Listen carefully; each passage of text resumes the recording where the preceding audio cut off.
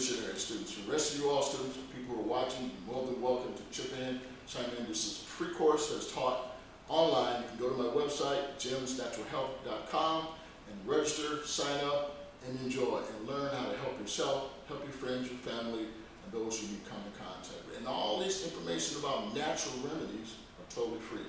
So without any further ado, the class is 2 hours, so I hope you guys at home can take a break and do your thing. This is also going to be posted on my YouTube channel.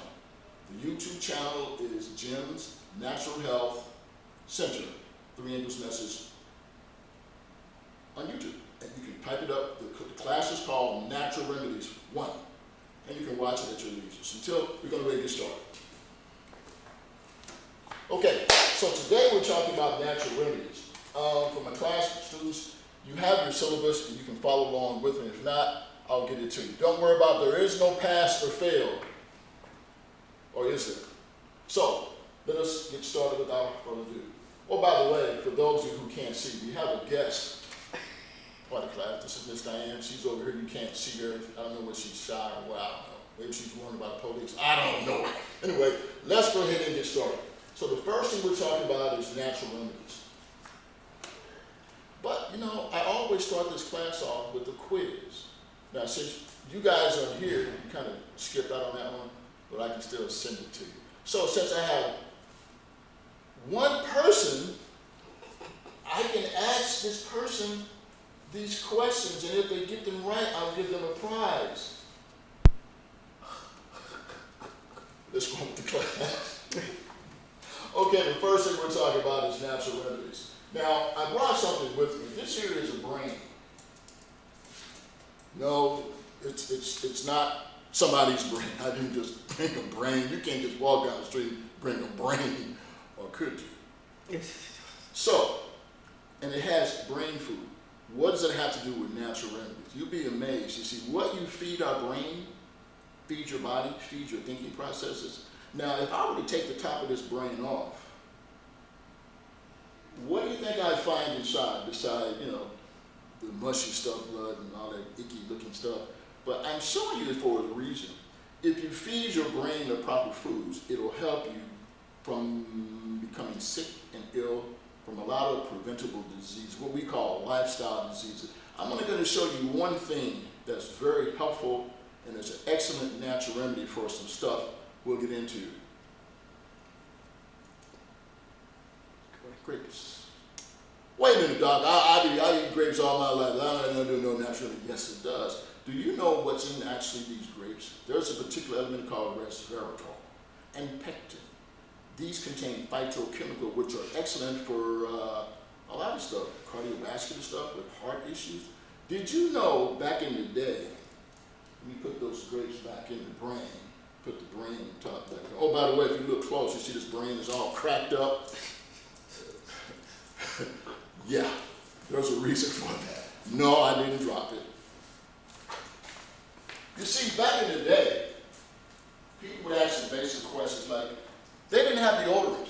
They didn't even brush their teeth. Yes, they did. Did you know by eating grapes, there's an element called pectin in there that helps you brush your teeth? Did you know the same basic enzyme that's in the skin of the grapes helps to lower your blood pressure and cholesterol? Were you aware of this by eating just a handful of grapes, not the genetically modified kind, or the kind that has pesticides on it? By eating a handful of grapes 3 times a day, every other day, you could lower your blood pressure naturally. Did you know that?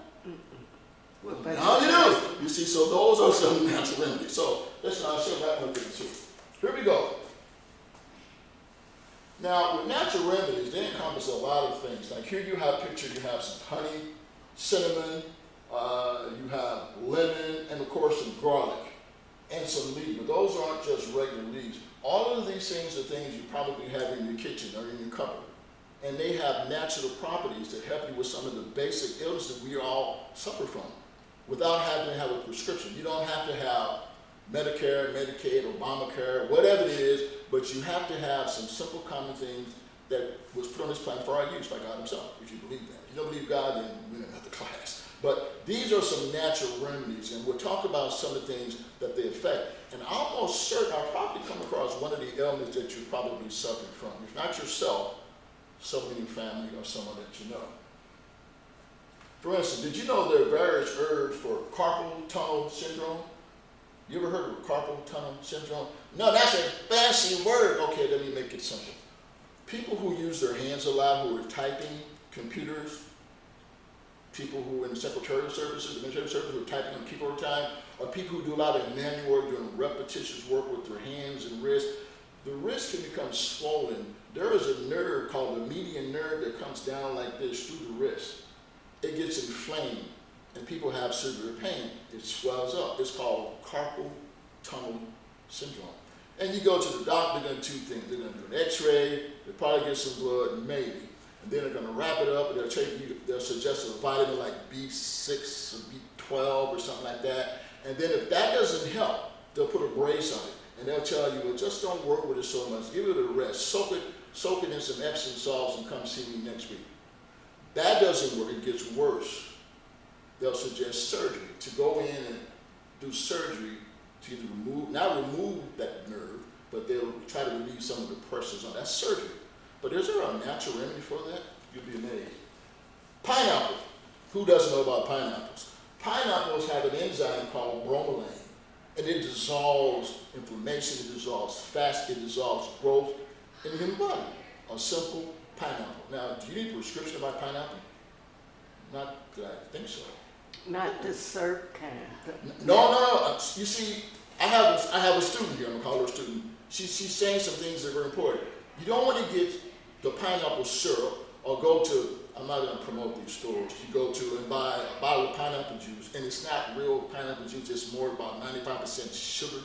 You get the real pineapple, and you slice it, and you can eat it. Now, of course, before you buy the pineapple, you want to make sure it's not genetically modified. It usually will say on there some sticker, or if you're unsure, you can always call jimsnaturalhealth.com. And we'll answer that question for you. Or we'll send you some free literature to let you know how to find a pineapple that's not GMO. So when you get the pineapple and you consume it, pineapple is going to be, it's an acidic fruit. It's not the best of it's a fruit. But it has in the liquid this enzyme called bromelain. And what bromelain does is very good for inflammation. Did you know some of the things you can use pineapple for? People who have certain types of cancer, who have tumors. Did you know that? Did you know that pineapple is an astringent, which means it draws out inflammation in blood and all kind of invading organisms? If you have a boil, a bump, you get bit by a mosquito. Did you know some pineapple will dissolve that and pull it out? For those of you who consume flesh products, back in the day, well, you think I'm old, don't you? Some time ago, there was a popular product, people who purchased meat and they would tenderize it. You know what it was called? The meat tenderizer, and you would sprinkle that stuff on there, tenderize it, soften up that tough meat. That had an enzyme called papain. Where'd it come from? Pineapple. It tenderizes, softens meat. What do you think it does when you have tissues and swollen parts in your body? It will not, I'm not talking about tenderizing the bumps you eat. I'm talking about it will draw out those poisons and toxins. Pineapples do that. How about willow bark? What is willow bark? Willow bark is called the original source of aspirin. Did you know that? It contains chemicals that relieve pain and reduce inflammation. Willow bark looks like actual bark of a tree. That's where it comes from. In fact, you can purchase it at health food stores. It's called white willow bark, and it comes in an elixir, a little small bottle, and you can take a few drops of it, and it helps you relieve pain. It's very simple. And you can get that from the tree. Now, I'm not saying go outside and start chewing on bark of a tree. What I'm saying, you want to identify the tree properly. Comfrey. Comfrey contains an active compound called allantoin and rosmarinic acid. You apply it to the skin to help relieve pain, swelling, and inflammation. Comfrey grows everywhere all over the world. You can find probably some in your backyard in your weed. It looks like a weed with these huge leaves and huge branching stems that come off. If you take it and crush it and so forth and put it on yourself as a poultice, it will draw out pain. It's also called knit bone. Why is it called knit bone? Because traditionally they applied comfrey to breaks, sprains, bruises, and even fractures, and it would help the healing process. It would shorten the healing process by a number of days. Comfrey, and you can buy comfrey or grow it. Then, of course, cumin. Cumin contains 3 pain-relieving compounds. It has 7 anti-inflammatory and 4 that combat swelling. This is called cumin. Now, what is cumin? Is cumin like human? No, cumin is an herb. If you go into these health food stores, or the grocery store, over in the seasoning section, Is it cumic or turmeric? cumin, C-U-M-M-I. We're going to talk about turmeric too. Turmeric has an enzyme, a property in this called curcumin, which very good for inflammation. See, y'all should come to class. Come to class. Okay, turmeric. Turmeric contains curcumin, which is a potent anti-inflammatory chemical. Now, people go and when they're cooking, they use seasoning. They have the turmeric, the powder, little orange or red stuff. That's turmeric. You can drink it, make a tea.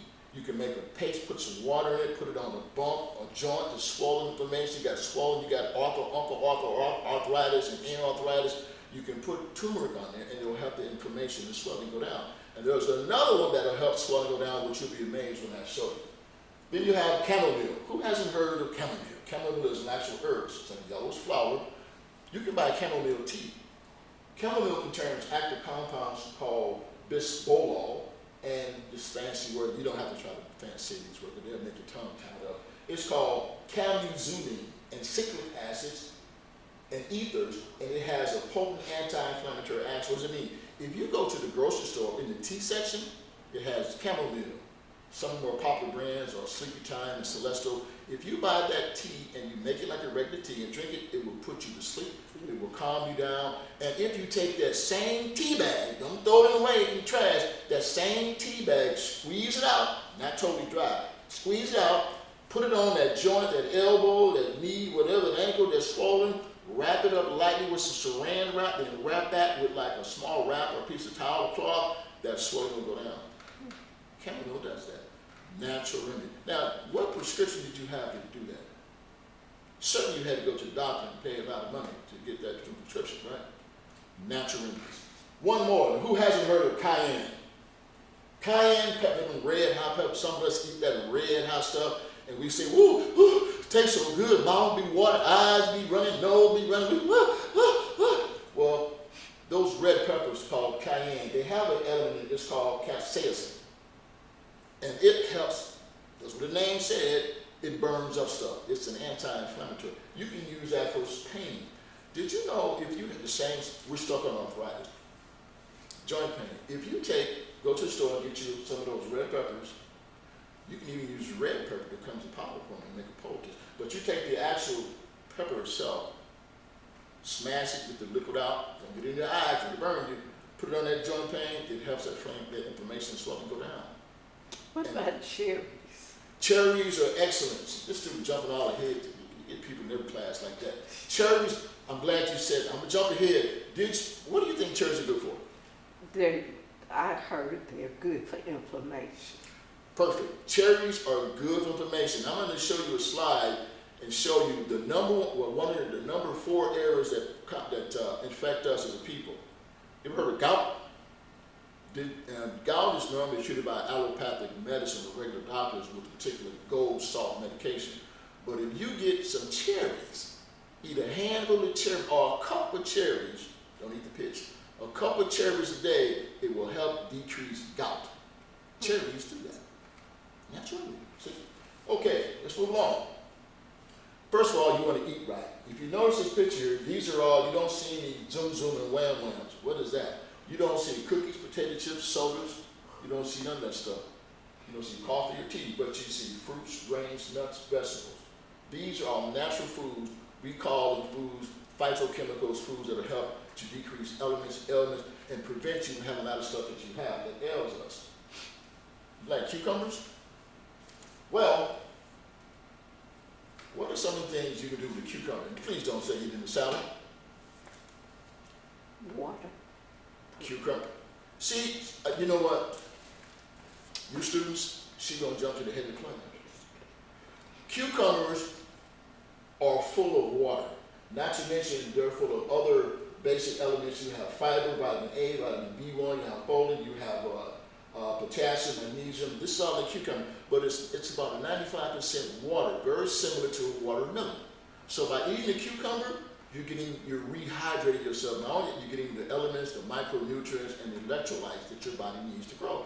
Also, you're getting those things which will help you fight out diseases. Did you know that same cucumber, side put in the salad, if you got a bump on you, a bite or a sting, that you can cut that cucumber and put it on there, and it will draw out the toxin and decrease the swelling? A cucumber does it. Now, after you put it on that bump or cut, don't eat it. Throw it away. Don't eat that. Throw it away. That's it. A cucumber has a. In fact, for my one student I have heard, is a cucumber a vegetable or a fruit? Fruit. I'm gonna get a close up on this. She just walked into class. Got that short? A cucumber is a vegetable. It's a fruit. It's a fruit because it's fruit. It's a fruit. Yeah. It's a fruit. Good question. Now, how many of you all take vitamins? Or, as they say across the pond, vitamins, vital amines, vitamins. Now, I get this all the time. I get people asking me on the phone. They send me emails. They come to me, Dr. Lawrence, I know I take all my vitamins, but I'm still having issues. Did you know there's no such thing as a vitamin tree? All your vitamins can be found in your fruits, nuts, and grains and vegetables. What Every is vitamin vitamin D in? Vitamin, see, she's asking these questions. Most people, you hear on the internet, some doctors, many doctors promote it, they talk about vitamin D. Yes. What is it? What do you get from? Vitamin D is the one particular, well, there's one of the main sources of vitamin D. You get it the sun, from the sun's rays. The sun don't give you vitamin D. Your body produces it. When it hits your skin, it changes that skin. It's called cholesterol. It changes that to vitamin D. The second source of vitamin D, you get it from, what do you think? Please don't say the vitamin store. Where do you think it comes from? Something that you eat. Orange. Not oranges. Seeds. You can get vitamin D from some of your vegetables. You can get vitamin D from some of your grains too. But your main, and they'll promote this a lot. You get vitamin D from milk. That's the worst source you can get. Yeah. You should get it naturally from the sun. You should get it naturally from your foods. And they'll tell you need so many micro units of it to prevent A, B, and C. That's true, but it's not true. You can also overdose on vitamin D and cause some severe problems. Because this chart, if you can see this chart, it says, you talk about vitamins and minerals. A vitamin, or the vital amine, the vital amines, I mean the necessary amines your body needs, your organs need to grow and flourish. Minerals are things like potassium, calcium, cobalt, iron, selenium, sodium. Those are some minerals. So they work together. If you take a lot of vitamin D, it's going to decrease another vitamin or mineral over here. So the more vitamin D you take here, you decrease some over here. I'm going to show you a graph of this, what it actually does. For instance, these are some of the quick jump, vitamins, antibiotics. Some of the most major antibiotics that we take, and I'll mention some of the brand names, and I'll tell you the vitamin or the nutrient that causes it to go down. For instance, your antacids. Who hasn't had a stomachache? Who hasn't taken Pepto-Bismol? Who hasn't had Melantin? Who hasn't had Maalox? Who hasn't taken Tums?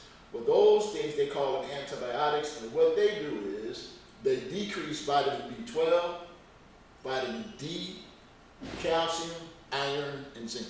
So the more that stuff you take, and none of that's natural, it's all man-made, we call synthetic. The more of those vitamins you take, or those antacids you take, it lowers vitamin D, calcium, and zinc. And when it does that, you have all kind of other problems. Some people problem with, if your zinc level is too low, you have a problem with your hair growing properly. You have a problem with the blood vessels. You be cold all the time. Sometimes you have issues getting sick really. You can have a nosebleed because you're doing too much antacid. Antacids means just that. Antacid, it means it's a chemical that helps to get rid of most of the acid in your body. You have what's called acid, you have what's called alkaline. When you got too much acid, you need to get an anti-acid. So my stomach, I ate some, I should have eaten 12 hamburgers. I should have White Castle on, and I know I had no business going to McDonald's. So your stomach's upset, and you get all this excess acid in yourself. So you take an antacid to decrease that acid. Well, what counteracts acid? Alkaline.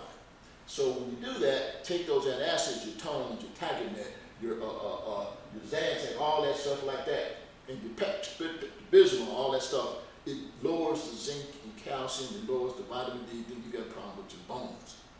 And we wonder, why are we sick? Unfortunately, we buy our own diseases. How about this one? Most of us who get an antibiotic, or let me ask you this.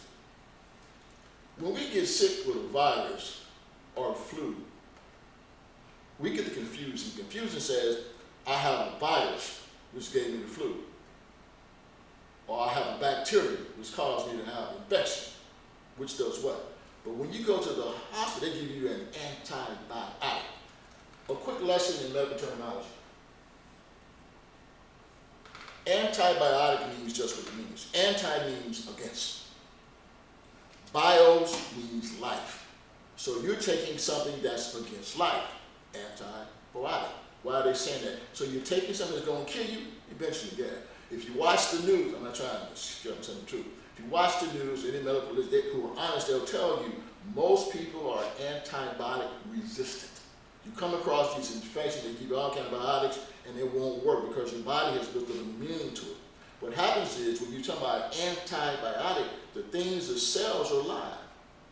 They're not dead, they're alive. So when they have an invading organism, you take something that's against that cell staying alive, you're not helping yourself. You're killing that cell, and you're killing your body's own ability to fight that thing out the next time you get it. So if you have this flu, the sniffles, the rhinitis, the whatever itis that you got, and you run and take some antibiotics, you're overdosing on something you don't need. Takes us back to the beginning. What does it have to do with vitamins? If you have the correct vitamins in your system, your body's immune system can fight that thing off naturally. Natural remedies, and then you apply that principle to what you eat. There are natural fruits and vegetables that will fight off viruses. Who doesn't know about garlic? Garlic is antibacterial, it's antifungal, and it's antimicrobial. In other words, if you would make a garlic tea, your breath's gonna kill some people, but you can be right. It will get rid of the virus. You can make what's called a flu bomb. Lemon. Who doesn't? What senior? I'm not gonna say old person. What senior parent doesn't know about lemons and honey for a cold? Really? See? Natural stuff. How about this? My student said it before class started. These are anti-diabetic drugs, like Micronase, Tolinase, Glucophage, and there's another one that's out there called Ozempic. Ozempic, it's interesting. It's man-made. In addition to trying to help you work with this diabetic situation, it will help you lose weight. So people try to get a prescription for Ozempic just to lose weight. They don't have diabetes. See, so they abuse that system. But these are some things that they do. And when you take those drugs for diabetes, what it does is it interferes with the coenzyme Q10, which is necessary for the heart muscles. It also interferes with vitamin B12. Vitamin B12 is necessary for your nervous system, and it also interferes with folate. You need folate. When women become pregnant, the first thing the doctors used to put them on, they put them on vitamins. One of them was always folic acid. Now there is a difference between folic acid and folate. We'll get to that. Okay, then you got these other drugs called beta blockers and contraceptives. The young women who are taking the contraceptives to become pregnant, that interferes with vitamin B2, B3, B6, B12, folate, also messes with magnesium and zinc. So you may want to prevent to becoming pregnant, but you're getting something else, which is much more detrimental than having a child. So then you got the steroids, the diabetic drugs, you got estrogen, the NSAIDs. What are NSAIDs? NSAIDs like ibuprofen, aspirin, Advil. What's the other popular one out there? Tylenol. Those are called NSAIDs.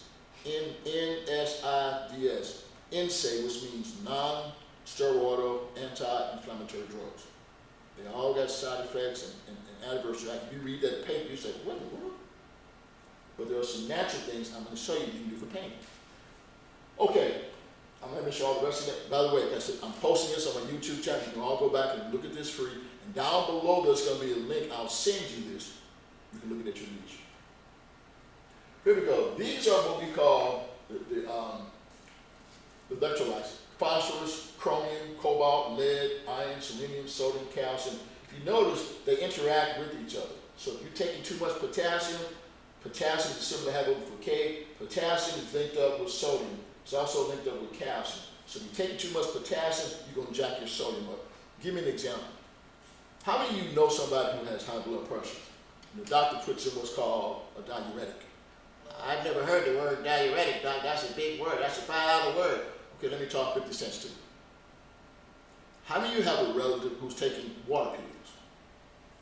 That's a diuretic. It draws all the water out of the tissues to help lower the blood pressure. It's called a diuretic. The popular ones back some time ago was called Lasix, furosemide, and hydrochlorothiazide, HTZ.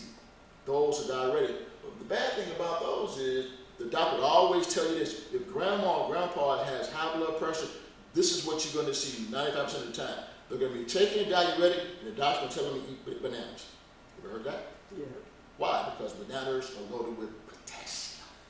So when you overdose on one, it drops the other. Ain't nobody giving this drug, you're going to be lowering your potassium level. Potassium is important for heart muscle activity. Did you know that? So a person who has low potassium or too much potassium can have a heart attack. You see, so why, if you got high blood pressure, you want to take something that's going to cause your heart to stop? That don't make sense. So there are some natural things which I'll show you to lower your blood pressure without all those bad side effects. But all these nutrients and elements, they work together. They don't work by themselves. So people who take a lot of vitamins, they don't realize there's a vitamin and mineral interaction. For instance, let's talk again about, let me pick one. Potassium. Okay, if you're doing potassium doesn't work by itself. Potassium is linked to calcium. Calcium is necessary for strong bones, muscle activity, but it don't work by itself. The calcium is also linked over to sodium. That do with your salt intake, but that don't work by itself. That's all linked over to vitamin D, which you get from the sun to help your skin and your hair to grow. But that don't link by itself. That's all linked to phosphorus. Phosphorus is good for the bones to be strong, but that don't work by itself. That's also linked to copper, like that. Copper is linked to the element that's attached to your blood vessels, your red blood cells. That's why they're red, copper and zinc. When you start messing with that, you're anemic. Who doesn't know somebody who's anemic? Or somebody who's always cold? Because they're taking too much of one, affecting the other, and they got a problem, and that problem, God gives you another drug or drug. Well, if you know how to eat correctly, know natural remedies, you won't have that problem. So there are basic things to understand about natural remedies. And this is called the mineral wheel, how you can tell what's connected to what. It says if a mineral has an arrow pointing to another mineral, it means a deficiency. That mineral or interference with its metabolism may be caused by excess of the mineral whence the arrow originated. What you just said? What it's saying is, if you're taking one mineral, it's affecting the others. Everything is designed to work together as a symbol. They call it symbiotic. If the doctor told me, girl, I need to take me some potassium. Okay. While you take potassium, you're jacking up magnesium. You're messing up phosphorus. You're messing up sodium. You're messing up manganese. You're messing up selenium. He ain't gonna tell you that. Girl, I'm gonna cover it all. How? I'm gonna get me a multivitamin. I'm gonna get one of each. Well, that's like saying I'm gonna be shot, hung, and stabbed at the same time. Which one you want? So you want to eat properly, and you find the natural quantities in the right balance in your foods. I have to go. Okay. Thank you for Okay, you're welcome. My students leaving now. I'm not going to show a face because y'all be looking, y'all be mad at it. But thanks for coming. Thank you. Rest you all, we'll just continue on. We're talking about opium lettuce. Did you know for pain you can take what's called opium lettuce? Opium lettuce, now let me say this correctly. That doesn't mean you're going to go out there and buy some lettuce in the store and get high. It does not mean that, so please don't do that.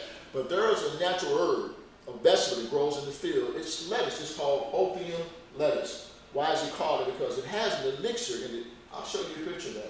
You see that if you break the stem of the root, it has this milky white substance, and that milky white substance has in a certain enzyme that decreases pain.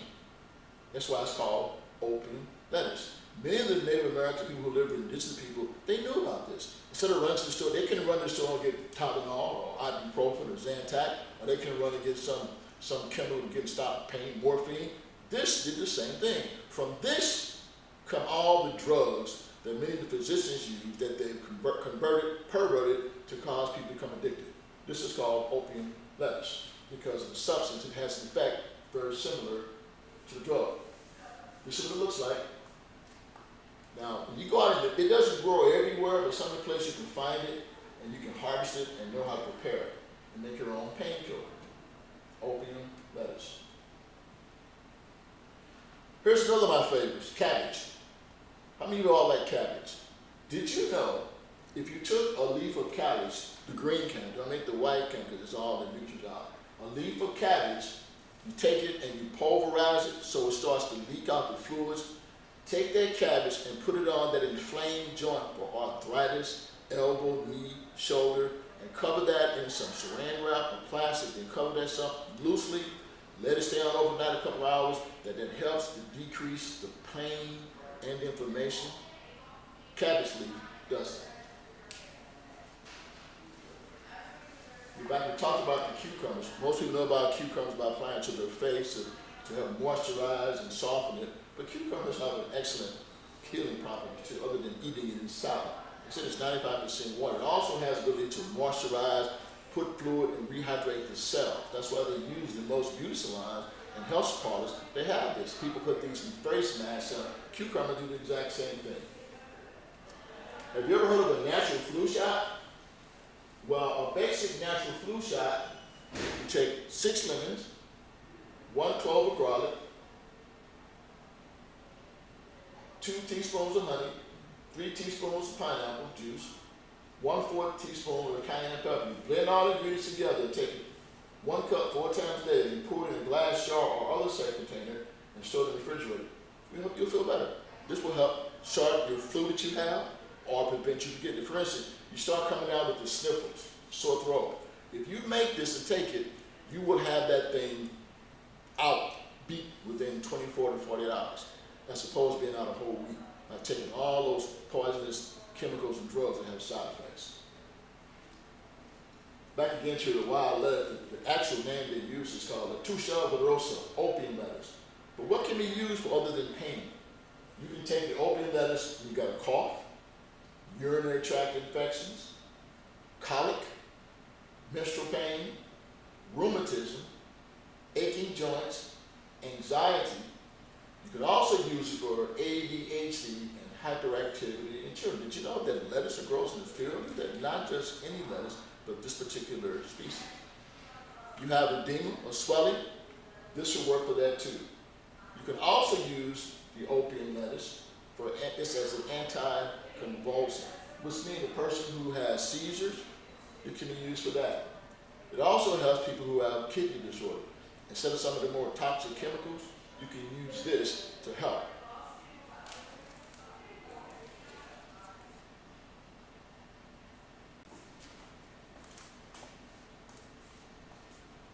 These are some more natural painkillers. For instance, some of the more basic things you'll find that you can help to ward off pain that you'll find in your own kitchen.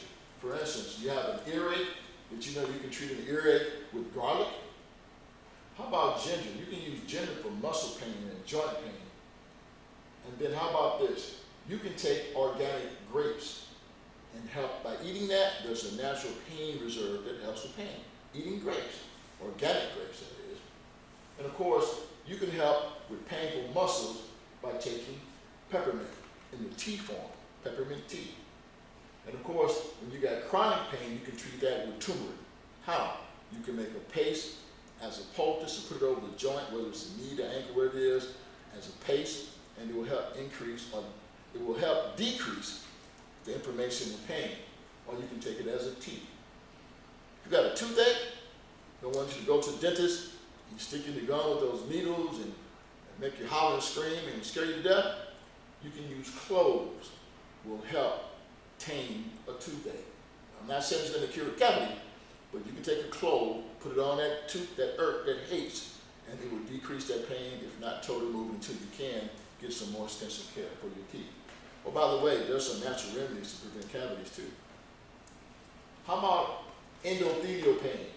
What's that? A woman who may have issues with her ovaries, issues with her uterus, issues with having pain like menstrual cycle pain. There's a particular issue.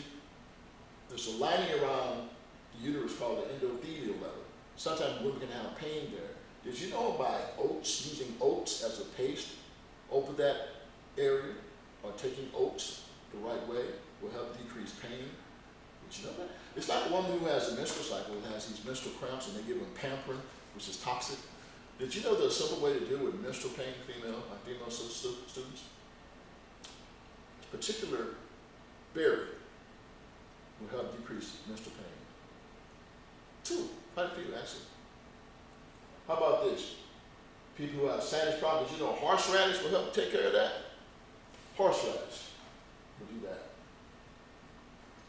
This is basic guidelines for pain relief. You can take a tea, 1 and 2 teaspoons of dried wild lettuce steeped in a cup of water per day. Or you can use the rosin, which means the liquid comes out there, you can boil it, become real thick. You can use that, or the dried leaves, and you can make a tincture. Either drink it in a tea or apply it to the area that you're having pain. Now these are some more healing herbs. One is called ashwagandha, chamomile, echinacea, garlic, ginger, ginkgo, ginseng, lavender, St. John's wort, and turmeric. Now, this is a problem. I'm just talking to one of our students here. You ever heard of gout? You see people, especially our seniors, even some of our young people who have these joints that are swollen. Did you know turmeric, application of turmeric to those swollen joints will decrease inflammation and pain? Flaxseed will do the same thing. Epsom salt will do it. Alfalfa, cinnamon, eucalyptus oil, and cherries. By eating a couple of the cherries each day will decrease your pain, inflammation issues with gout. Then you can use ginger, black cohosh, and dandelion leaves. Dandelion leaves, what you see outside in the yard, grows out there, those little things that look like weeds and have little white bulbs, and you can blow them in the wind, but the leaves can be used in the tea to help with gout and also with pain. You can use it for that various reason. That's what you can use. So these are some of the things that you can do to help with that. Hello? Hello? Like that. Okay. So we're like live again. Okay, we were talking about some natural home remedies for gout. In fact, if you see on the slide here, some basics. Did you know that you can use gout, pineapple to deal with the inflammation in gout? And that seems like, so you don't need those harsher chemicals that most physicians prescribe. That they're called them gold salts. And they have extreme adverse reactions. As we become more seasoned, we become more vulnerable to these inflammatory maladies. One of them is gout. And the places we usually attack is in our toes and our joints, elbows, knees, and whatever. That's what it attacks. So instead of running to the doctor to get a prescription, it has 1,001 side effects, pineapple will do it. Well, how do you use the pineapple? Well, I don't mean going to the store and buying pineapple juice, because that is GMO, genetically modified, has too much sugar in there, and it's not natural. You get the real pineapple, you slice it, and you want to eat the fleshy meat part. You cube of it. And please stay away from the canned pineapple, because any food that comes in the bag, bottle, or can is processed. So if you buy the canned pineapple, the crushed pineapple in cubes, understand that it's about money. They put profits over people. What I mean by that is, the can may say crushed pineapple, but in order for them to crush that pineapple, they had to do something to it. We don't grow pineapples over here. Where do they come from? They're important. But what keeps the pineapple fresh? They spray a gas called ethylene gas. Because once the pineapple is separated from the tree, it's dead and dying. So when you buy it in a can, what do you get? You get it in embalmed pineapple. And what keeps it embalmed? They put chemicals inside the can. Not only the can is lined with a particular substance which causes cancer. And see, that we don't know. Since I'm talking to friends and family, the scripture says, my people are destroyed for lack of knowledge. It says that. And we don't have to do that. All things that are natural, nothing natural grows in the bag. You don't have a tree that produces cans. There's not a bush that puts out bottles of orange juice. You don't find that. So all those things are processed. If you love orange juice, eat the orange, drink the juice. But we buy orange juice, and I'll toss this out as a sidebar. You all drink orange juice? I'm talking to you all. You all drink orange juice? Yes. How do you get it? Either we get it at the grocery store, or it says from concentrate. From concentrate or not from concentrate?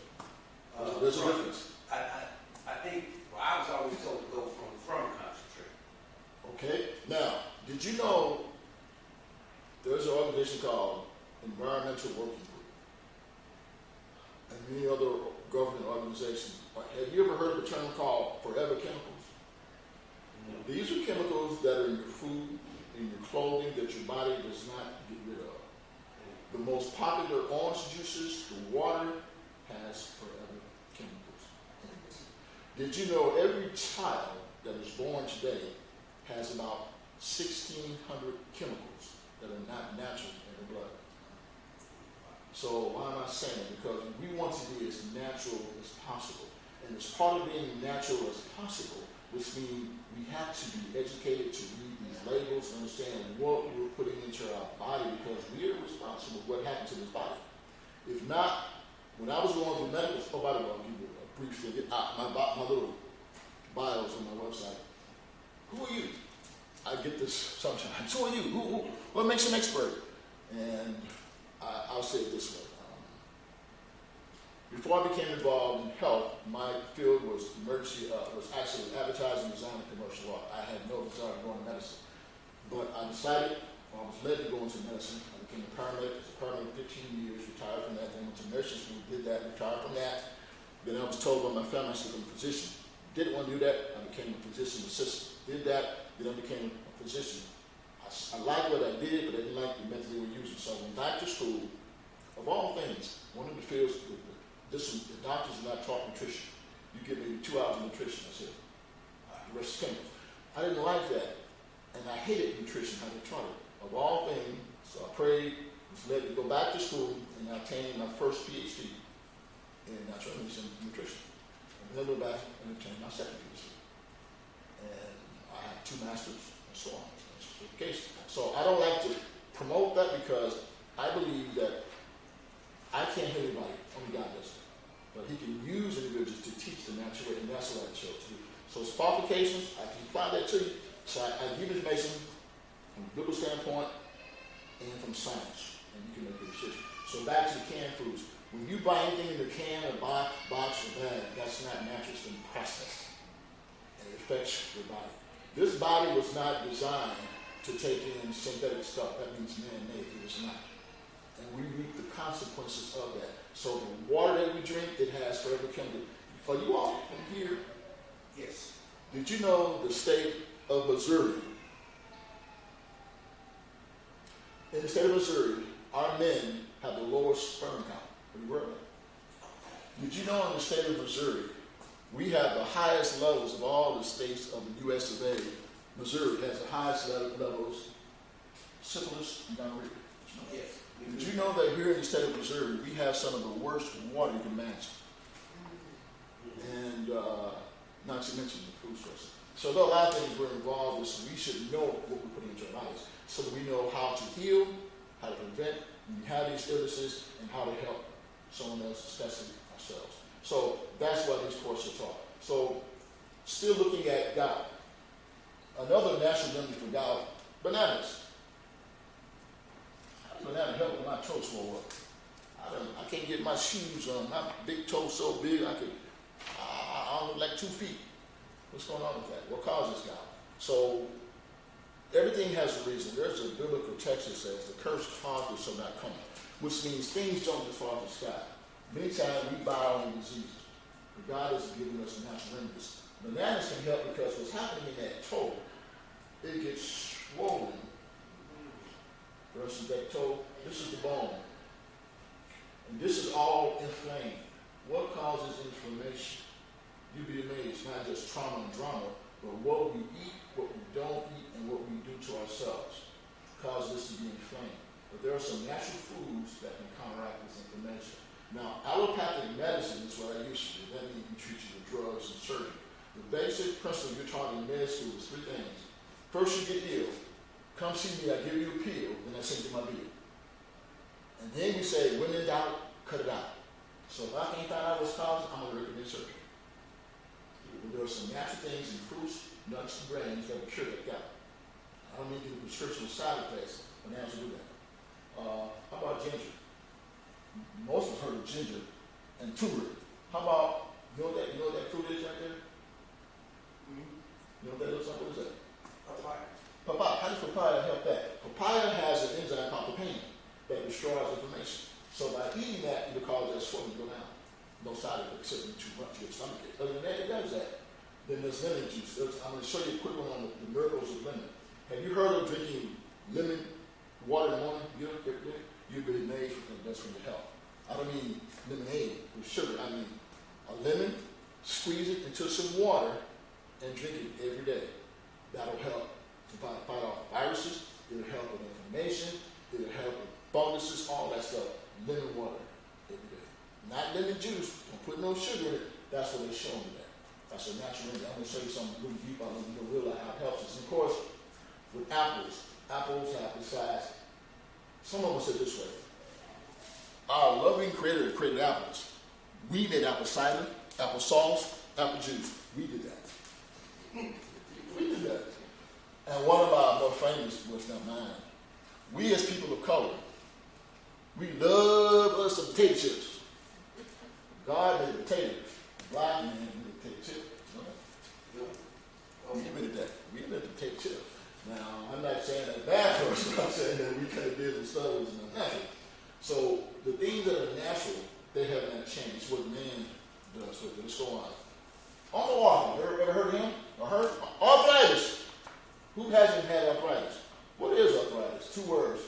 Arthritis. Arthro means a joint. Itis means inflammation of. A lot of things are caused by inflammation. But look at some of the simple things that will cure that. And I say cure. Cayenne pepper will do that. Oregano, pineapple, ginger, burdock, licorice, not stuff you buy in the store.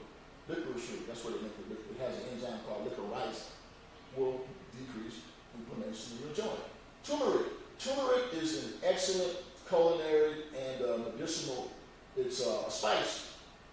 Now, we as Adventists, we have the health message.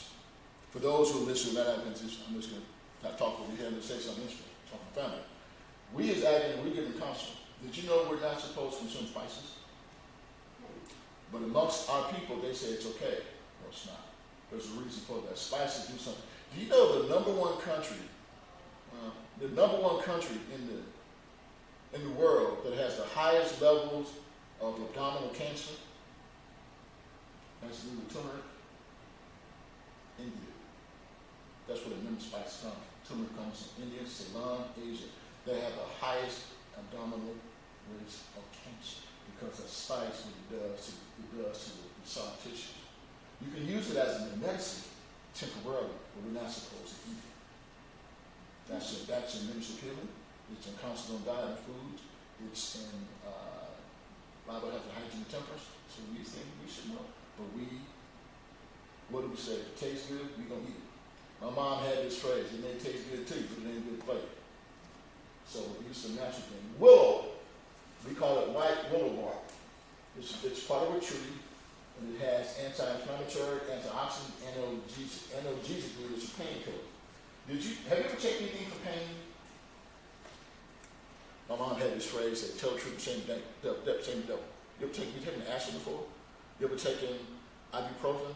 How about Tylenol? Surely, what's that other one? Advil, and what's that other one? Aleve. Woo! My joint was hurting me so bad I had to take me some Aleve and get some relief. Where'd it come from? That came from a tree. The original. The man has made this synthetic and added stuff that will cause some severe problems. Who hasn't heard of ibuprofen? Buffering. Who hasn't heard of that? When you take ibuprofen for pain, it may numb the pain, but as it says in Ministry of Healing, it says, if drugs do not cure disease, all they do is change the place, location, form. Did you know, most doctors know this, if you take ibuprofen, 40 milligrams, up to 600 milligrams, up to 800, do you know every time you take that, say my knee is hurt, I gotta give me some Tylenol. Woo, we take about 600 milligrams. Now your knee is hurting. This is some common sense, so we get bypassed. My knee is hurting, but I'm gonna take 800 milligrams of Tylenol to stop this knee pain. So if my knee is hurting, I'm putting a drug in my mouth.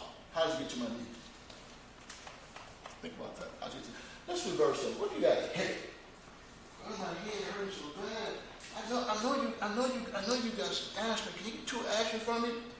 My head is hurting. So my head is hurting, but I take a drug, put it in my mouth. How does it get to my head?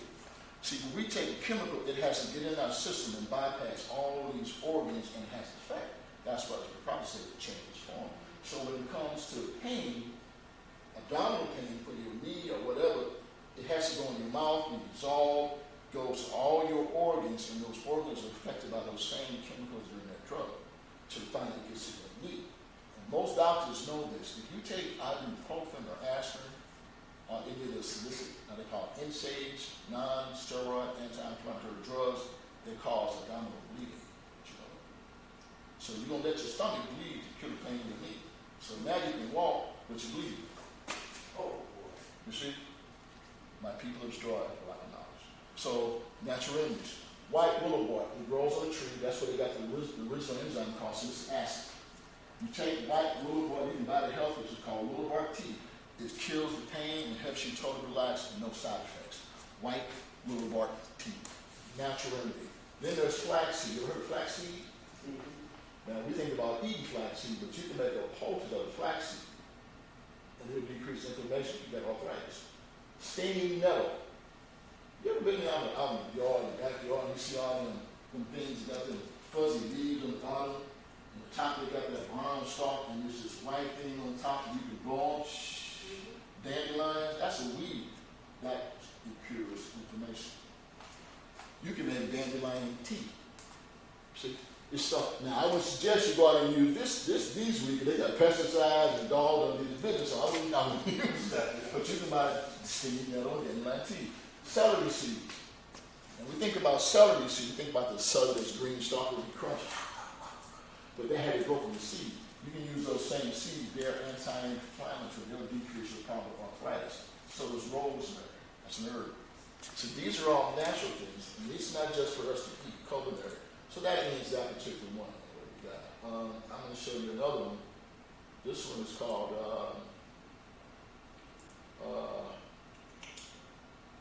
watch out, this may hurt. Let's see, can I bring this one up for you? But again, these are all natural remedies that we have in our cupboards, in our refrigerators, some simple things. The thing is, we just have to learn about them. Now this, well, this is really humorous. It's called the 10 Commandments of Eating. Thou shalt not eat in bed, or even close to going to bed. Thou shalt not eat what God's word cursed for food: blood, fat, pork, mice, rabbits, skunks, frogs, catfish, and shrimp, etc. Thou shalt not eat the bathroom unless you live in a studio apartment. Thou shalt not eat when you're so mad you kill a person. That's not just for humor. Did you know when we eat our foods, ministry people tells us that when you sit down to consume your food, you should sit down and eat that meal with Thanksgiving. You ever thought about why people pray before they eat? Now, as a kid, I grew up, what I was taught, I wasn't Christian, Adventist. I was taught the reason people prayed so that God can bless that stuff they give to eat, they should be eating. But there's a reason why you do that.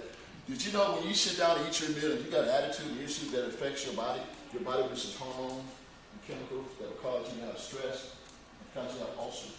That's why it says that you should not eat when you're so mad you kill a person, because that's killing yourself and your food is not digesting. Did you know in order for food to digest in your stomach? By the way, if you can answer this question correctly, I will give you this book. Nobody can see you, so I will get it wrong right now.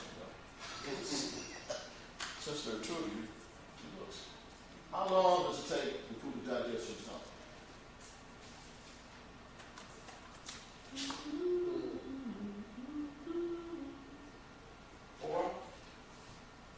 How about you? You just go along with them. You're correct. 45 hours. Oh, thank you. Why am I saying that? Because when you're so mad or stressed or upset or angry, it takes blood to help your food to digest. Instead of that blood being down there, it's up here because you're angry. So when you do get through eating, when you go to bed, that food is doing something in your stomach. It's putrefying. It's fermenting. And that's why when we have another term, flatulence, when you pass gas, it smells like World War XII.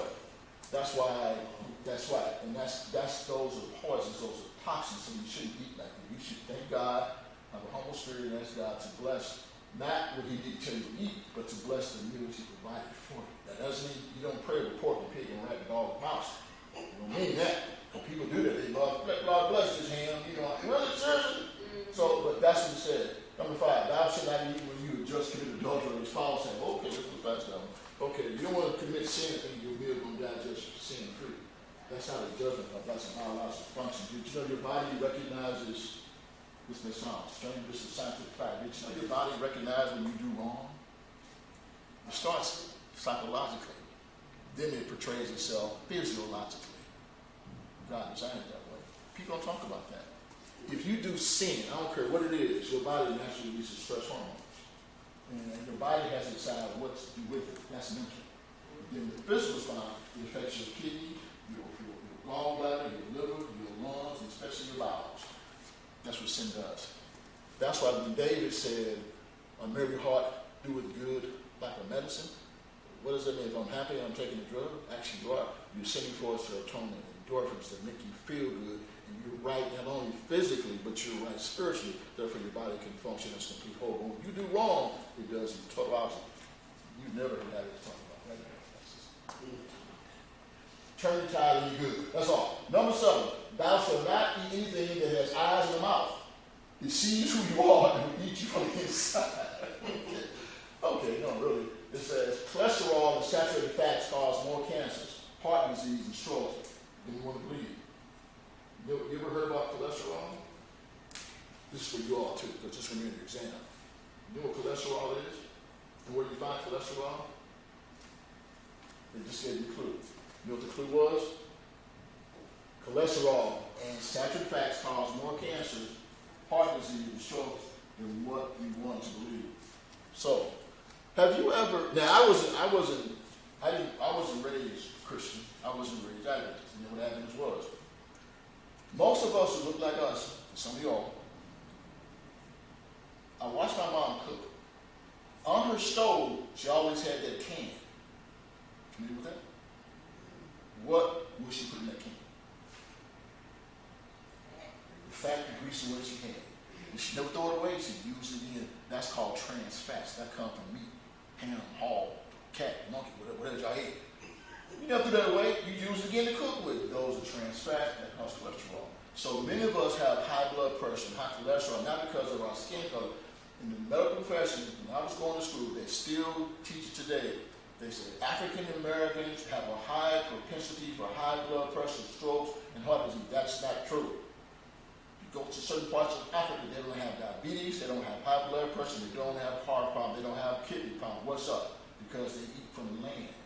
When McDonald's goes over there, they got high blood pressure, diabetes, and everybody else. So that stuff comes up. So we eat because that's not our culture. It's because people ate that way to survive, and that was passed down to you. So your mama had that grease can, you got a grease can. What your mama fed, you feed your kids. So now your mama got high blood pressure, you got high blood pressure, your kids got high cholesterol too. That's not because of your skin color. The doctors teach you that. And medicine is geared toward the race. I said that it's geared toward the race. So you're finding that. So we have more of that than we choose to believe. In fact, in our church, we have more cancers and strokes than folks out there. You want to hear those stats? We do. We should not. We got Let's go on. Thou shalt not eat more than half of what you do. If you can't see your feet, I'm standing. What they mean is, if you got that gun lap, you know what gun lap is? Your belly done lap over your belly. If you can't see your feet, you start eating. Yeah. Now, the reason I toss in it because I know we all got issues the Lord needs to work with us on. We all do. I do too. So I'm not picking on anybody. I'm talking about myself too. Applies to me too. It says here, thou shalt not eat because everybody else is. How often should you do that? What? Twice. What? What? Well, we eat 4 times a day. What? Well, you can eat anything you want, but how many times should you eat? 3 times. Why? Why 3? I'm sorry, I should have warned you. Once you step in that door, besides being filmed and being a student, I get to ask you questions too. That's why my students don't like me in person. Because they know I'm going to challenge you. Not to see what you know or don't know, but to teach you. The script prophecy says, educate, educate, educate. But before she says that, she says, agitate, agitate, agitate. So I'm not trying to agitate to irritate, irritate, irritate. I'm trying to show you what's physiological once you find the way you design. The number of meals that we should consume. Twice. You can live on 2 if it's a proper nutrition. You can also live on 1. 3 times a day, you stretch it. Why? And why is it 3 times a day? You ever heard the term, 3 square meters, 4 square meters? Why 4 square meters? Why not 3 square? Where did that come from? You also learn history class too. That goes back to antiquity, where they taught about eating. Did you know you can eat 1 meal a day and be fine as long as it's the right thing? You ever heard this thing back in the day when I became an Adventist back in 1979? They taught us this. Well, teacher taught me this, that in the morning you eat like a king. At noon you eat like a prince. At night you eat like a pauper. The biggest meal should be the morning breakfast. As you go to the end of the day, they should get smaller, smaller, smaller. We reverse that. The flip side, if you're from the South and you're from the North, our eating habits are totally different. For instance, in the South, you got chicken in breakfast in the morning, cornbread, greens. Up here, you got cereal, Starbucks, latte, you got toast, Pop-Tarts. Difference. But as the day starts to wind down, your meal should become smaller and smaller because your stomach takes 45 hours to digest. So if you eat at 6 o'clock at night, that means that stuff is sitting in your stomach at 7 o'clock. But you still get home in the middle of the night, you'll eat again. It's like you working your stomach constantly. They're not getting a break. And after a while, the stuff that should be digested, the stomach, here comes some more stuff. What are we going to do with this stuff? Push it aside. And it gets pushed to the side in that colon, and it ferments, and it putrefies, and it rots. And then when it does come out, it's horrible if it comes out. That's why you have abdominal cancer, especially you have rectal cancer, colon cancer. We have all these polyps because of what we're eating, when we're eating, how we're eating, and why. That's why, how many times should you eat? You should eat properly, many times a day that your body gets the proper nutrition. Now, that don't mean you eat a whole box of donuts. It don't mean that. It don't mean you go out there and eat. I love salad. You eat 4 or 5 salads a day. It don't mean that. You still have to eat according to how this body works. If the body takes 45 hours to digest your food, whatever it is, you got to consider that. It has to break down protein, fats, and carbohydrates. Each one takes a certain enzyme. When you start chewing your food, your body, these glands, now your carotid glands, you get these glands that are sending forth these enzymes, lipase, amylase, to break down fats, proteins, and carbohydrates. They don't work on everything. So you got meat in your mouth. That meat can stay in your stomach for 7 days. 7 days. You go to Mickey D's and get a Big Mac or triple, whatever you eat. What time is it? If it's 4 o'clock now, that stuff is still in your body at 6 o'clock. It ain't going nowhere. It's stuck. It's not digested. It's just pushed aside because it takes certain acids to break that thing down. But if you eat meat, follow that by carbohydrates, follow that by sugar, followed by milk, followed by cookies and candy, your body's not separating stuff. It's like, what are we going to do with all it? Put it aside. And then when we get to it, we can. And while it's trying to get to it, this stuff is putrefying. This may sound gross. It's part of what I'm going to show you. When you go to the bathroom, how many of us, this may sound gross, how many of us look back and see what we done? That sounds crazy, but you should. Because what comes out gives you an indication of how it's going through your body. If stuff is milky, diarrhea, it's a problem. I'm going to find it. If it's chunky and dunky, you ain't got enough water. If it comes out in hard balls and you got a grunt, it's telling you, I'm the fiber. We don't do that. For us men, the same thing. When we urinate, beside urinating on the stool, look at the color. Is it dark yellow? Is it amber? Is it clear? Is it bloody? That's telling you what's going on. We won't do that. Unfortunately, there's a certain truism. As a man myself, I know that we don't like to tell, especially our spouses, we got another problem. We don't. Oh, I'm a man. I'm a man. I can handle it. Okay, man. You're in surgery. You're man in surgery too. So, but this is some natural remedies you can teach, learn about. God has set us up that way. The last one, thou shalt not eat in the closet or in secret unless you really are short of food or money. Don't do that. Don't do it at all. Avoid especially red meat. Now, when I teach this course, I'm not a person who forces a person who doesn't eat meat to start eating meat, or a person who eats meat. I'm not bashing, I don't bash anybody, but I tell you the physiological response and biological results of consuming flesh. This human body was not designed to consume flesh. Did you know that? Now, a lot of people don't like that because I didn't make meat, someone else made meat. Have you ever seen you know what a lion is? You ever seen a lion eat? How many times a day does a lion eat? You have any idea? Once. Once a day. Why? And then see it again. Why? Because he's a predator and No, it's not because of what it is. Digest his meals. You're on the road. You're on the road. Did you know predators, carnivores, have a short, we call it alimentary canal, that means from mouth to the anus. Theirs is less than 3 feet. You know how long our colon is from our mouth, actually our colon to our chip, mouth to our anus? You know how long it is? 30 feet. But why is that? Because we were designed for food to digest slowly, while the animals have to eat quickly and eat again.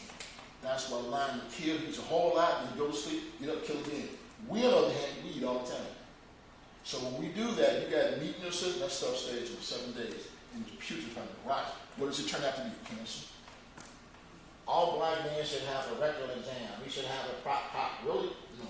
Eat right, you don't do that. You would never have to see cancer. So that's why I said avoid especially red meat, but it can be any kind of meat too. Avoid fast foods. Why do they call foods fast foods?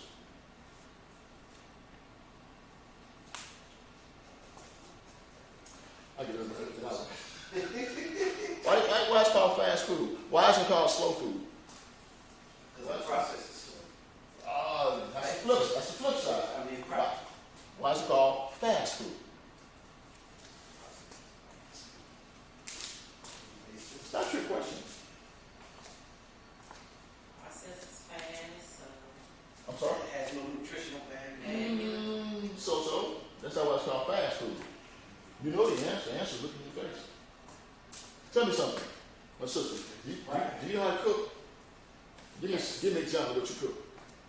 Oh, what I cook, I cook vegetables. Okay. Greens. Okay, let's stick with greens.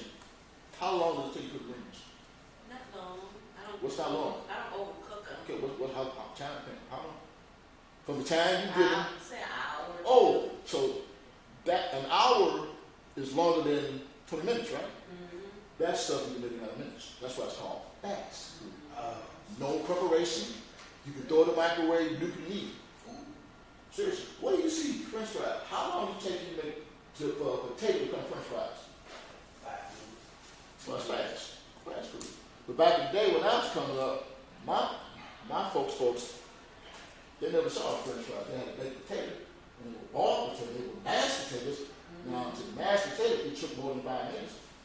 McDonald's, you can drive through and be out in the next 5 minutes. That's food. Yeah. But when it's in your system, it stays in there forever. Did you know that?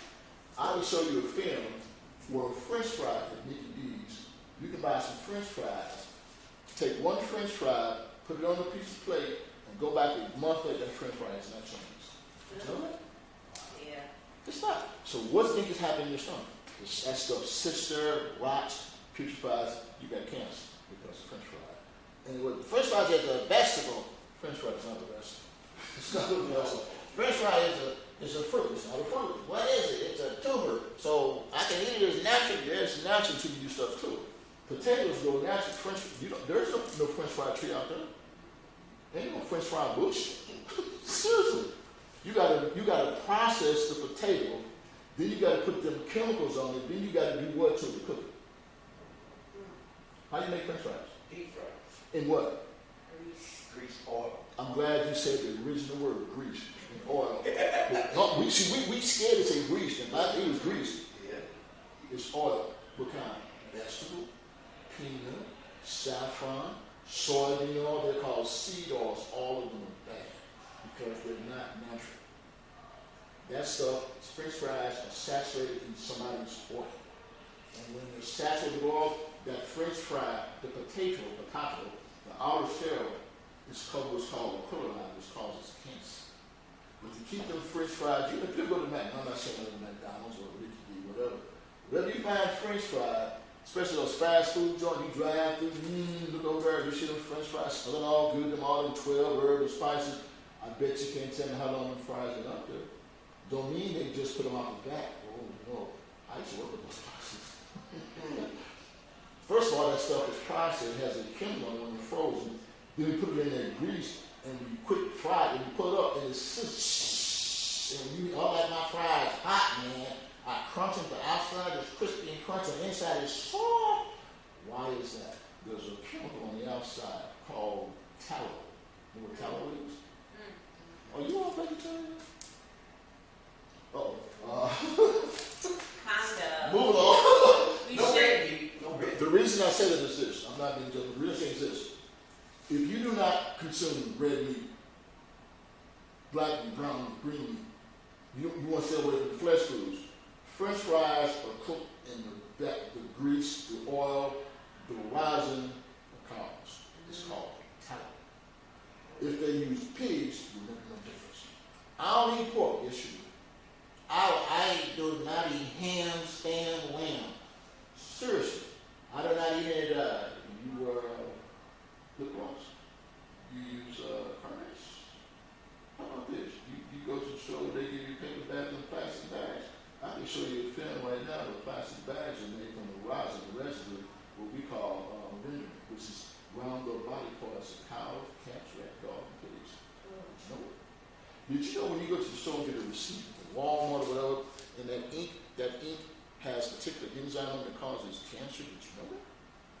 My people are destroyed for knowledge. So in this class, I don't overload you, but I tell you this, I say this, when you get through, you'll be well taught. The Bible says my people will struggle not. We supposed to be the head. Fast food because it's cooked food. For instance, if I go home right now and I'm hungry, I gotta cook my food. In the sunset, of course. I gotta cook my food. But if I'm really hungry in the sunset, I'm driving to McDonald's, go to White Castle, go to Denny's, and go to Sonic where they make that stuff quick, serve it to you quick, so you can die later. We call KFC killing folks continually. We call McDonald's McDonald's. We call White Castle White Castle. That's your eat at your own risk. Fact. Processed meats, hot dogs, bunch of these bolognas, cured, charred, broiled, and smoked meat should be avoided. Loaded with sodium and fat and deadly chemicals. Only the hot dogs with us. Now, we know the history about hot dogs. Hot dogs are made by a process of like whatever left over. You know that. Whenever you hit the floor slaughterhouse, you see it again. Avoid, this touching such. So I pass this up. Now, when I became in that business, I didn't know about the health messages. That wasn't even on my agenda. But when I got involved, I was amazed, amused, and frightened, and also flabbergasted. For instance, I could name some foods that we as Adventists use, which we're constantly not to consume. Now, we can quote, most of us can quote verbatim Leviticus. Talks about, clean, unclean. We know that, right? Tell me something. Should we eat food that is spoiled? No. Should we eat food that's fermented? Should we eat food that's should we eat fungus? No. You like mushrooms? What's mushroom? You see, but many times when people destroy us for a while, we're so good. Mushroom we have this. It has vitamins. It has nutrients. It has all the vital things the body needs to help us be nutritionally fit. So the manure. But you came out of it, King. I'm not trying to defend. That's a fact. Mushrooms are fungus. You know where mushrooms grow in and grow from? They grow from waste. You can have a poop on the line and go out there and find a mushroom growing. And you can eat that. Mushrooms have the little gills. Those are filters. When they absorb the nutrients from what we call compost to help the stalk and the head grow, those gills are not there just for it to breathe. Those gills will give out the excess waste, and we eat that. We got shiitake, We got all these different brands. This tastes just like meat, baby. Just you don't like meat, get you some shiitake mushrooms and you can fry it, bake it, boil it, cook it, and it tastes like meat. Sure it will, but it's still pointless. Give me some Bible. Did you know this prophet says, no, this prophet says, you should, that's why I started. You got mushrooms, you got, how about, there's a popular guy, like I said, I became, sidebar, I became that is back in 79. And we had certain companies that Adams were known by. You probably know some, you ever heard of Little Debbie? Yes. They used to be Adams, the Little Debbie cake that was owned by a company down in Tennessee. They got sold. They're not Adams anymore. How about, you ever heard of Bragg's amino acids? We still use Bragg's. Bragg's and all the Adams material. They talk about Bragg's. Bragg's were killed. They call them brown drinks. How about some of our popular foods? Worthington, Long Linda. Remember the Big Franks? Remember all that canned stuff? No longer happens. They were bought out by companies, families, about business, about profit of the people. Some of that stuff got so much salt in it, you'll have high blood pressure before you walk the house. But we say those are health foods, no, they're not. They're unhealthy foods. So what I'm saying, they don't hear what I'm saying. And these are people in science. So avoid these foods loaded with salt. You ever had Pringles? You silly? I know. It hurt. Chips. Okay. Potato chips. But particularly Pringles, you'd be amazed. If you turn the can of Pringles around, it's going to tell you something fascinating. That's more than a potato chip. That is, I'll let you do your research. If you got Pringles, just turn the can around. You'd be, what? Yes. That's not a real chip. That ain't never seen a potato. Those are not potatoes cut up. Pringles are not. All the potatoes you can say potato, they all look like that, fit on top of each other. That's processed. They mash the potato up, it's made called potato starch, and they put these other chemicals in there, and that's formed by a machine that puts them out like cars. That's why they fit. Tastes good. Oh, Lord, how much that shows out. Now, I love this question. I must take my back. I love this question. Now, I'm going to see if you all answer. I tell you what, if you get this answer correct, I'll give you a 6-volume set of CDs, what I'll be teaching in the next class, totally free. Now, if you don't get it, oh well. You can take class. Why is it these two things go together amongst our people? Fried chicken and what? Hot sauce. Why? It's a fact. Why? Spice. Hot. Yeah. What else? There's not a movie, a black person that don't say fried chicken and hot sauce. They go together like hand and glove. Salt. No. There's a reason for that.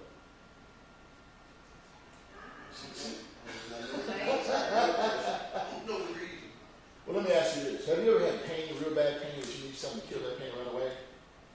Yes. Any kind. What did you do to kill that pain? Took some action. Okay, I understand. No problem. The reason what's going with that, did you know when it comes to fried chicken, that our people, we learned it. We put hot sauce on our fried chicken. All the stuff too, but mainly on fried chicken. Why is that? What you said is correct. The hot sauce is hot. Your body knows it's too hot. What does your body do to let you know that's too hot, but you still keep eating? You know the answer. All of us do. Because, son, what that man? I'm sure. Burns and inflames. One thing that, yeah, they give you that right there. But how does your brain tell your body, bruh, you need to put that line on? It tells you something. You ignore it. They ignore it all the time. And what does the brain do when we ignore it? Y'all know. Well, anybody know what question on?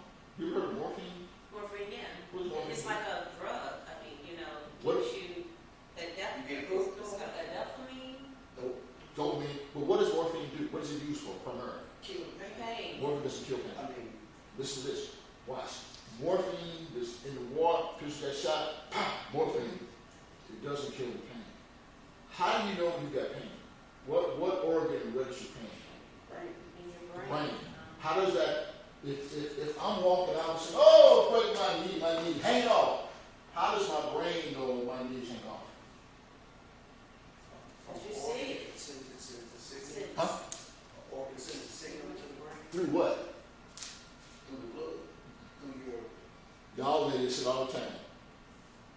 You getting on my last nervous system. That sends the signal to the brain, says danger, we are in danger. The brain picks up that and it sends it back, says what? Ouch. Ouch, yeah. That's painful. Watch this. Morphine does not solve the problem. It sends a chemical to the brain that says you don't feel it. That's what morphine does. Yeah. That's what that Because does. that's the drug. It's a drug. And it affects this back lower part back here. Did you know where your visions? Did you know where your vision sensors are? They're back here in the back of your head. So the nervous system registers pain. It sends that signal to the brain. The brain interprets says that hurts. When you take hot sauce, your body's, your organs respond by doing what? Eyes water, nose running. Your brain says, hey, what you doing? I don't know, but it tastes good. So the brain's okay, saying you're going to keep eating it and it's going to be destroying your eyes, your tongue, your stomach. I'm going to numb it by sending forth a chemical from your brain called what? You just said it. Nerve. It's not endorphin, it's similar to morphine. That's why you ever watch somebody eating hot sauce, they say, oh, it tastes so good, but they still eat it. That's what's going on. Yeah. That's what's happening. It's That's what's happening. transportation. That's what's happening. Yeah. And that's how we do that. Hot sauce and chicken go together. What it is, we have a love relationship with pain and pleasure. Pleasure. Brain sends forth the chemical that says pleasure, but your body says, food is hurt. That's how most addicts. Yes. Yeah, you see it. Yeah. And most pain medications, they don't remove the pain. It numbs it and it tricks it. And that's here. The third for the month of May. Let me roll on. A great breakfast, whole grain, sugar, and fruit. That's a good breakfast, healthy breakfast, right? Why? the berries Your fiber, What a fiber at? fruits. Okay, what else? and the whole grain. Okay, woo, y'all smart, woo! So that's a good breakfast, right? What's she pouring on? Yeah. Yeah. That's good for you, right? No, dairy. But they got soy milk, come on, bro. They got soy milk, oatmeal, come on, they got almond milk, what is it, brie, what is it, silk? Come on, man, we know them all. Come on now, that's a good breakfast, right? Nope. Why not? Brother, you don't know what you're talking about. I eat that every day. I had some cereal this morning. Okay. Tell me something, what is cereal? Now, we as Adventists, Sugar and. no, wait. Now, you tell me what's in it. My question was, what is cereal? We as Adventists, we're known worldwide for the producers of this particular brand. Kellogg. What sugar he invented? Corn flakes. And his brother was a competitor. What other did? What did he make? You know history? You learn history in this class. Kellogg's made the corn flake. Flake. His brother made what? Special cake. Bran flakes. His brother made his other one. Then there was another. He sold the company, or sold the rights to another guy. His name was Post. Post, yeah, sure was. Yeah. Post was Kellogg's competition. Mm-hmm. One made cornflakes, the other one made bran flakes. Bran flakes. One made what? Remember, all the Kellogg stuff didn't have no sugar. Post stuff, where you got Sugar Smack, you got Crispy this, Special K. Really? He started adding sugar. Kellogg stuff had no sugar. More sugar, more processed. Now Kellogg stuff got more. When you buy sugar, you buy a box of candy. Yeah. Oh, yeah. So that's not a healthy breakfast. The ingredients are healthy alone, but when you start adding dairy to berries, you get a problem. When you start, and all this stuff here, you know, the granola, whatever, that looks good. It's dry. Did you know the reason we have cereal besides Kellogg's? They use cereal to test on live animals. You know that? Oh. That's what cereal means. So that means the dairy is, yogurt is bad too. It's a dairy product, yes. Now, some people promote it. Adventists promoted yogurt. What's the other one? Cottage cheese. They talk about probiotics. Please. When they talk about, when you look at Minister Hill, she tells you this. Look, you know what? In order to get cottage cheese, you know what cottage cheese is? You know what that is? And it does. What is cottage cheese? It's made from. You ever seen cottage cheese? The big clump stuff? I won't give it away. It's clumps. You can buy it. I don't eat it. But what is it made from? Made from the cow? Cow. Milk? Milk? Milk, But what has happened to it? spoiled. Putrefied, rot, and it becomes clots. That's cottage cheese. Oh, man. Spirit of prophecy says, maybe should be, nothing should have the slightest tinges of spoil that should go into our body. That's spoiled. Yeah. It has to putrefy, it has to rot. When it curdles, really, you eat something that's rot. But the medical science, you need the probiotics to help you have the healthy probiotics in the gut to get the fat out the bad. Seriously, I wonder if Adam needed yogurt. I wonder if they had a cottage tree up here. See, we make stuff up. Genesis says, God made it, Ecclesiastes, God created man upright, but man has sought out many inventions. And we fall into it. We got cancer, diabetes. Oh, by the way, you ever heard of diabetes? You heard the word diabetes? Yeah. What does it mean? I was telling the other students she loved. What does diabetes mean? Now, don't tell me what it symbolizes. What does diabetes mean? Diabetes. Where'd it come from? Is it your body not giving no insulin? That's what it's attributed to. But the word diabetes don't mean that. You'd be amazed. They say, this class, you learn history. Among slavery, what were some of the major crops that they used slaves to produce? Don't say cotton. That's number one. What else? Corn. Sugar cane? Sugarcane. Good. That was mostly in the Caribbean. Mm-hmm. The slaves, they ate the sugar cane. Did they eat sugar? No. What is sugar then? Where do you get sugar from? Sugar's processed. From what? The cane. Cane. The cane. How do they process it? They got to strip it, they got to grind, smash it, liquid, and they drain it through a filter. The filter's made from cow's bone. Did you know that? Oh. You know the most popular sugar when I was growing up was called C&K, or Mm-hmm. CNH. Came in a little pink CNH. box. That's processed sugar. The word diabetes did not exist prior to the 13th century. There was no such term. That came from the offspring of slavery in the Caribbean. They made them make the sugar cane. And the number one crop, it was cotton, sugar cane, corn was the second. The next thing in the Caribbean after the sugar cane was a drink called what? A three-letter alcoholic. Rum. Rum. That's Caribbean. Was it made from the cane? Yes. When they started consuming it, let's give the slave keep oh, next thing you know, the kidney say, wait a minute, and the pancreas say, hey, what's going on up there? Jacks up insulin, so they made the word diabetes, too much sugar. That's where it came from. Now, in medical science, we got see this history, we got designations of diabetes. You ever heard of diabetes type 1? Yeah. What's that? Who gets that? See, in medical profession, which is Greek and Latin, we love naming stuff after folks to make it sound important. You ever heard of diabetes type 1, type 2? Listen, you got diabetes type 1, you got diabetes type 2, then you got ones called gestational diabetes. Women get that who are pregnant and the child be diabetic. Then you got another one that's called insulin-dependent diabetes.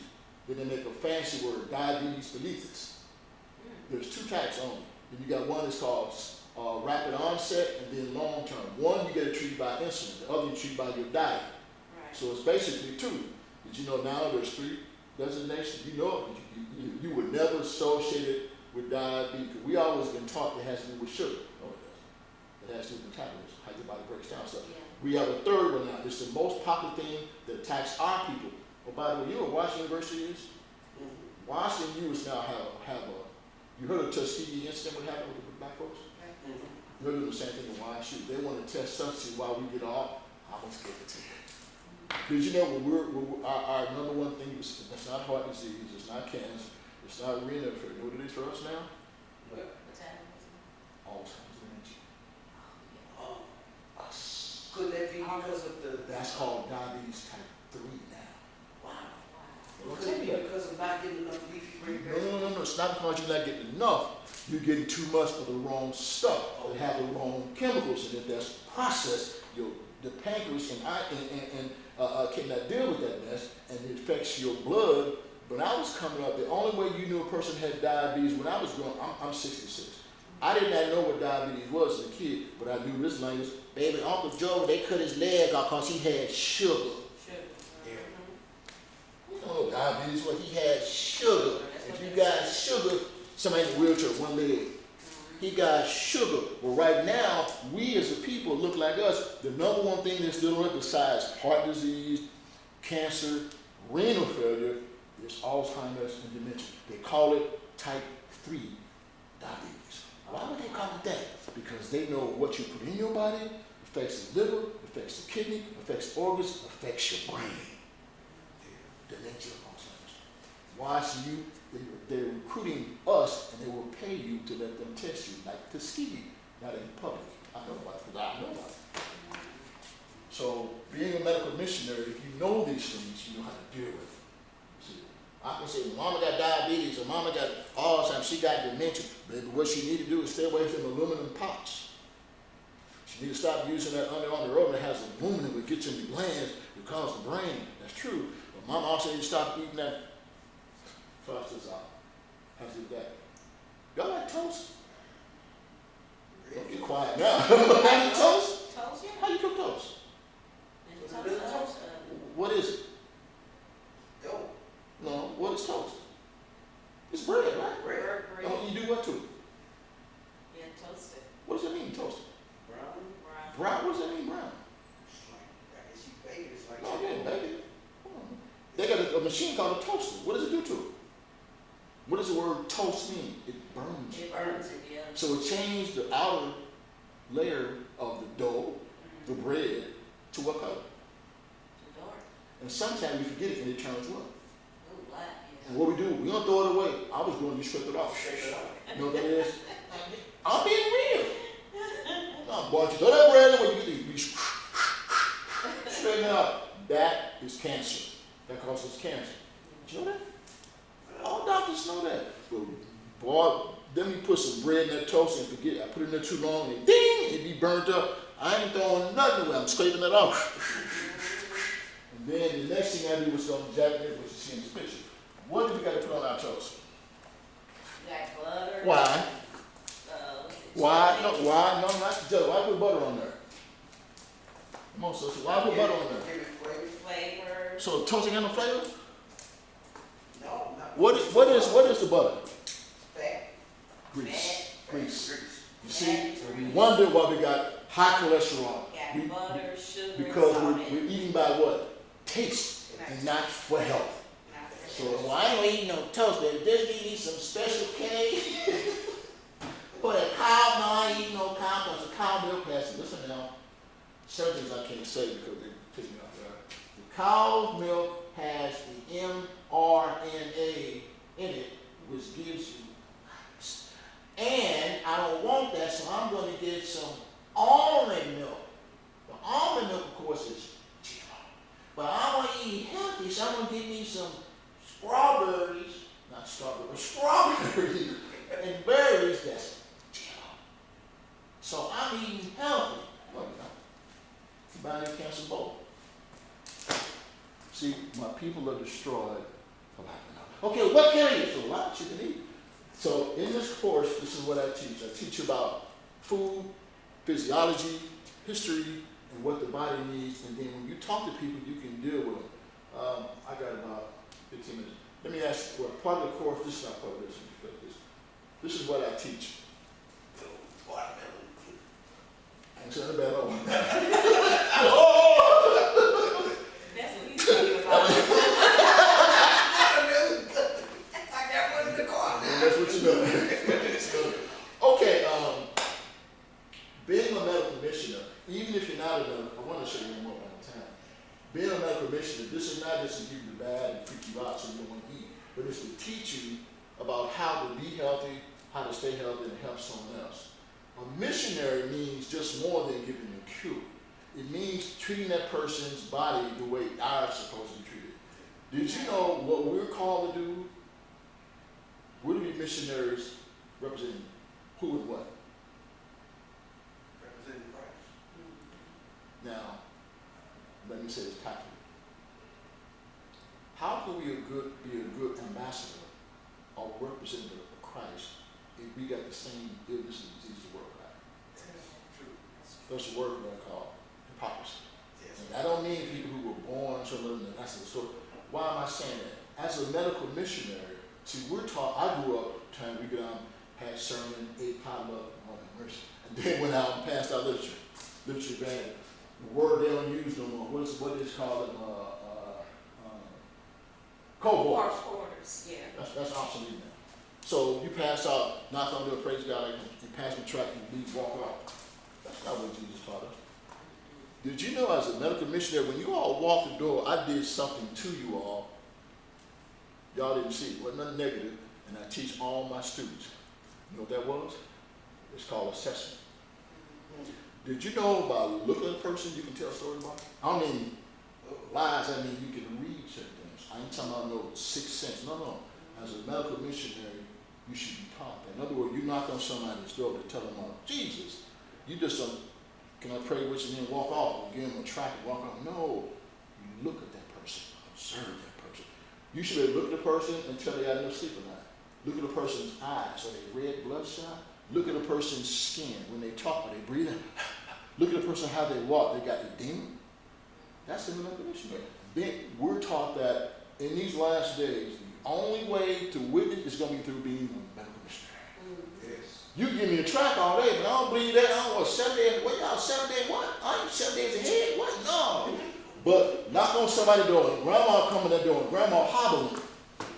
And you say, Grandma, I want you to rest. You're letting her know you're concerned about her physical health. If she knows you're concerned about her physical health, she's more open to this gospel. Because you're letting her know you serve a God that's concerned about more than her praying giving a tithe. You serve a God who cares about her physical, mental, and spiritual well-being. And then listen to you. So that's what I teach. So I did that to y'all. When y'all walked in, I was checking y'all out. You never know what I was doing. No. I can look at you, look at your skin. I look at your eyes. I look what's under your eyes. I look at your hair, how it's shaped, how the color is it, and I listen to you talk. That's being a missionary because I'm checking you out before you open your mouth. And you know what I'm doing. But classic art, church don't teach that. I do. So what was our report when you looked at us? Don't worry about it. Watermelon. A daily variety of fruit is recommended. Plant-based diet will provide protection from cancer. See that? Whole grains should be part of a cancer-fighting diet. Whole grains. Daily a brisk walk for 1 hour. Exercise 30 minutes a day can help you lose weight, which can lower your blood pressure. Now, the reason I put that is in there. Now, that don't mean you got to join the gym. Did you know what I tell this to my wife? You know, because she stands all day on her job and her feet be swollen and all like that. Babe, I need some Epsom salt. I need you to rub my feet. And look, I'm tired too. But the thing is, did you know you can exercise by sitting? Even I ain't talking about doing the weights, not like that. But first, I tell her, honey, while you sitting down, you watching these, Lord have mercy, watching the Lifetime channel, which I hate. Did I say something wrong? Okay, and so, oh yeah, that one too. So I say, you know what? You can do this. While you sitting on the couch, when a commercial come on, raise up your calves like this. You exercise. You exercise. That's free. Yeah. Do that. You strengthen that. That'll help with the swelling, the limp to be dissipated. What? Yes. That's what she says that. But we stuck on going to a gym. What gym do disciples go to? They walk. Okay. Eat 5 serves of vegetables a day. The last time we do this, so what's our shortcut to eating 5 serves of vegetables a day? What's our shortcut? It's a cheat sheet. I'll give you a clue. Start with a V. Vitamins. We take vitamins instead of eating the fruit. Did you know, or if we don't, now I get in trouble, especially our health food store. If we, I'm going to say the right word, I'm going to tell you the story. Rather than to eat our food, we know the cheat ways to do what to our food? Come on now. I'll give you a clue. Instead of eating our food, we drink our food. We were not designed to drink our food. We were designed to, that's why he gave us teeth. We were to drink our vitamins, drink our protein shake. Come on now.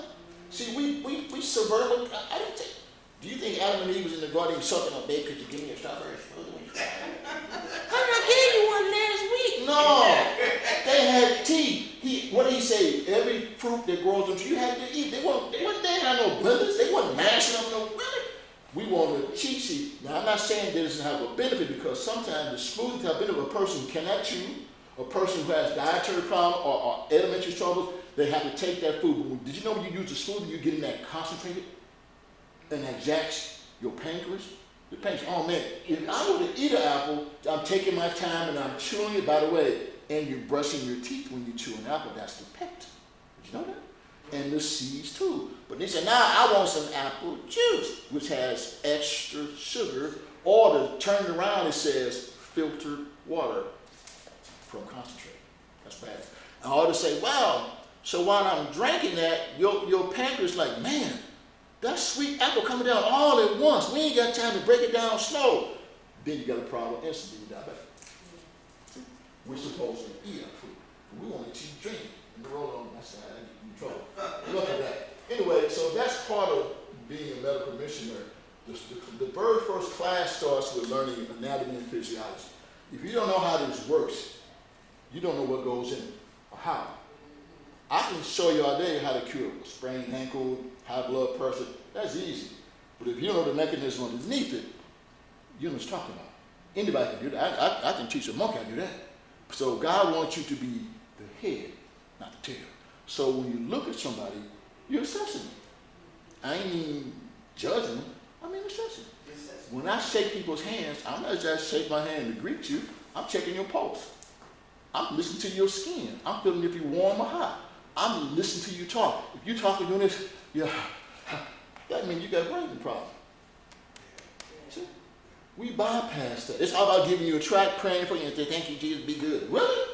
I can't walk, man, but I'm going to pray for that leg. Really? I'm serious. See, that you have to be, Jesus was real. Tell me, when Jesus healed anybody, now this is not a trick question. Of the disciples, which one was a physician? Luke. Luke was the physician. Did you know whenever somebody needed healing, Jesus never sent anybody to Luke? Never. Why was that? That's in the Bible. Yeah. Did you know when Paul was taken to Rome, who was with him? Luke. Did you know that? He was his physician. Did you know the same Jesus, when he healed, that he didn't write no scripture? Did you know that? What did he use to heal? Come on now. Come on now. Let me turn the camera on.